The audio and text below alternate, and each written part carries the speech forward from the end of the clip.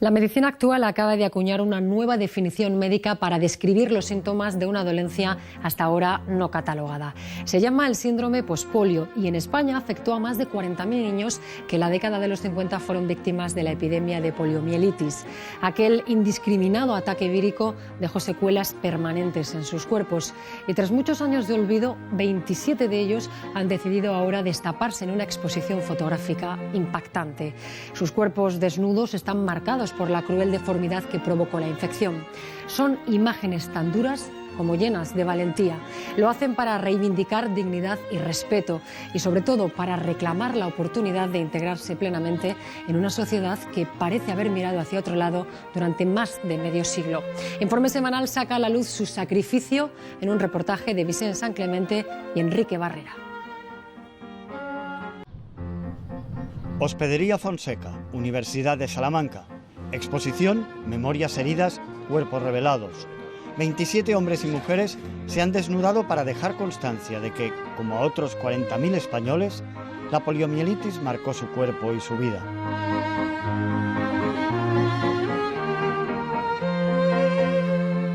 Después de tantos años que llevan escondiendo estos cuerpos, escondiendo esas secuelas que tienen, pues llegar a destaparse para hacer el proyecto, pues eso es lo que me llamó más la atención, ¿no? Esa dignidad que tiene, ese respeto. Yo soy pospolio, de polio gracias a Franco y gracias a la democracia una gran olvidada. Le dan en cierto modo a querernos reeducar y forzarnos porque en el fondo no quieren asumir sus responsabilidades. Lo primero que tienen que hacer es pedirnos perdón y sin embargo tampoco lo hacen.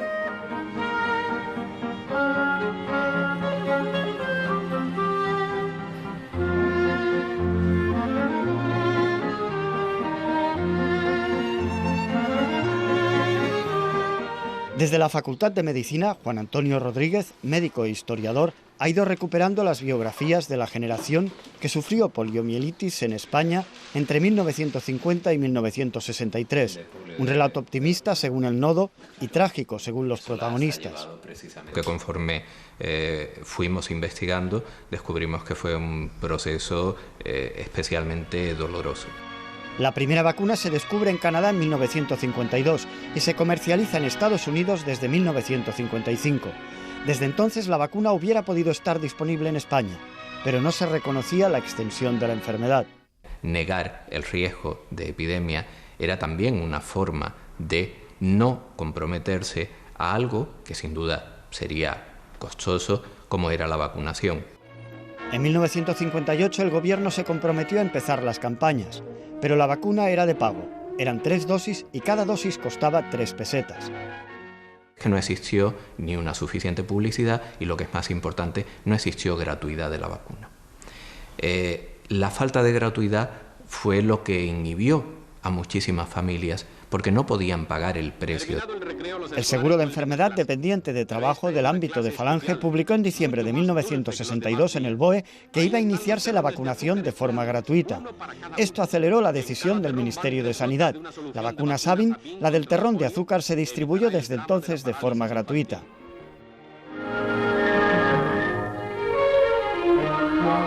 Qué rico y qué bueno, pero los hay difíciles de convencer.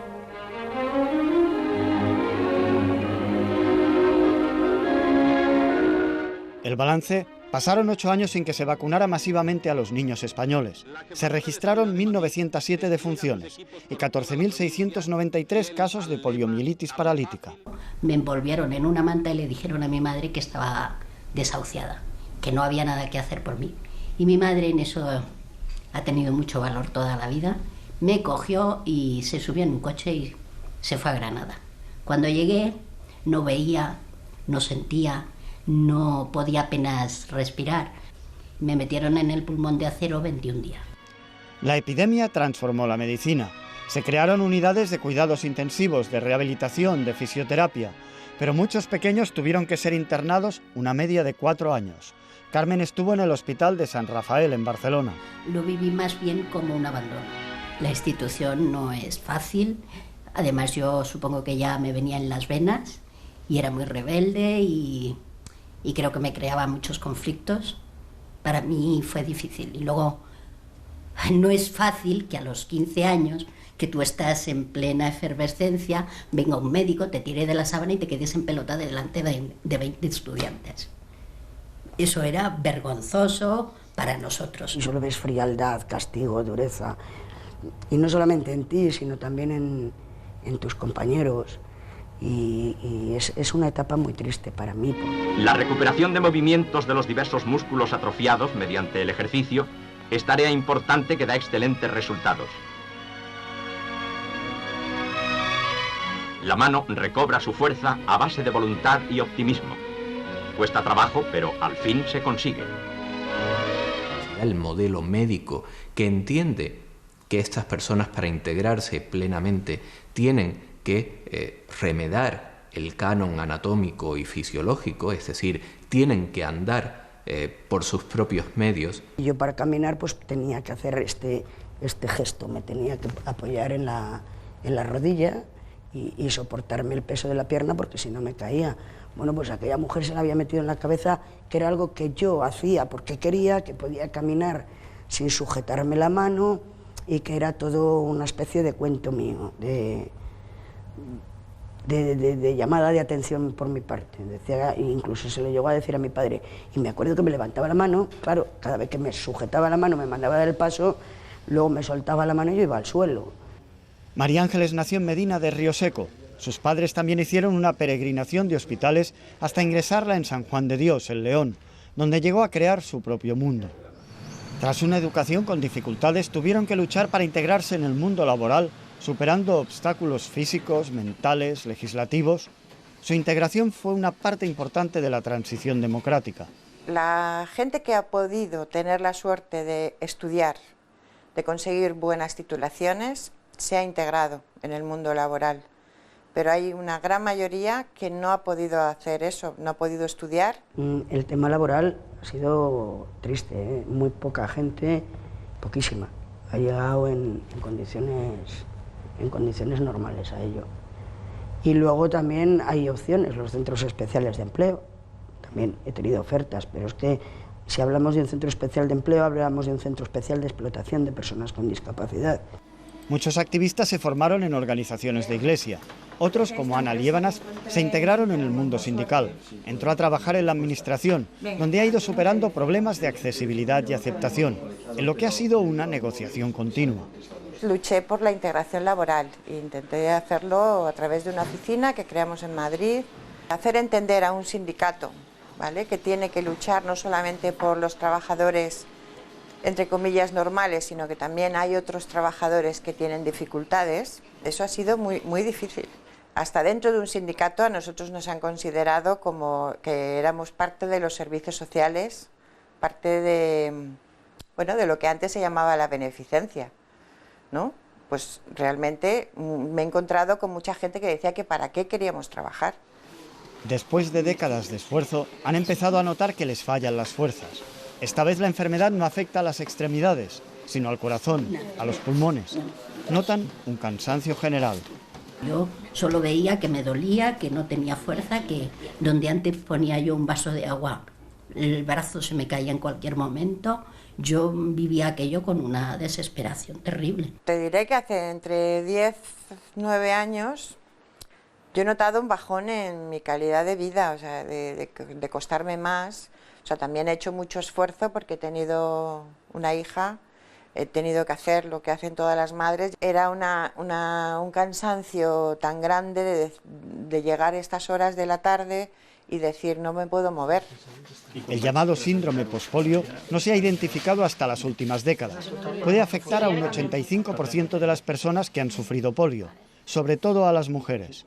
La enfermedad existe, los médicos no la conocemos y las autoridades sociosanitarias tampoco la conocen muy bien. Y cuesta mucho demostrar que aquel paciente que ha tenido una polio y que ha trabajado, ha cotizado todos los años como una persona normal y corriente, en un momento determinado no puede hacer más. No lo saben. Vamos, la prueba es que yo voy al médico de cabecera, al médico de atención primaria del CAP, y ella, además reconocida por ella, no tengo ni idea, me dijo. Para la Administración, la poliomielitis es una epidemia erradicada. y la población científica se debate en torno a qué están viendo. Los momentos en los que vivimos, me temo que eso no va a estar en la prioridad de nadie, o prácticamente de nadie. Tengo más esperanza en un cambio que se produzca dentro de la ciencia, dentro de la medicina. En este hospital, los directores de investigación dicen que cada minuto cuesta 11 euros de investigación. Pues obviamente hace falta más aporte económico para investigar. Ten en cuenta que el pool de población de pospolio, estamos hablando de 30.000, 35.000, es una enfermedad muy importante. En todo el mundo, 10 millones como al menos.